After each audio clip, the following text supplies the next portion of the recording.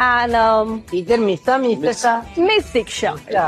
Okay, miss అయ్యారు. So నాకు మీ పేర్లు చెప్తారా? నా పేరు బాబు. నా పేరు పంతు. బబ్బు అంటే ఏం బబ్బు? బాబు. బబ్బు. BA BBU. బాబు. నా పేరు బిఏఎన్టీహెచ్ పంతు. మీ పేరు? నా పేరు వీడి పేరు అడగవా? నీ పేరేంటమ్మా? నా పేరేంట్రా? నీకు నీ పేరు తెలీదా? ఏదో గుర్తొచ్చింది టీచర్.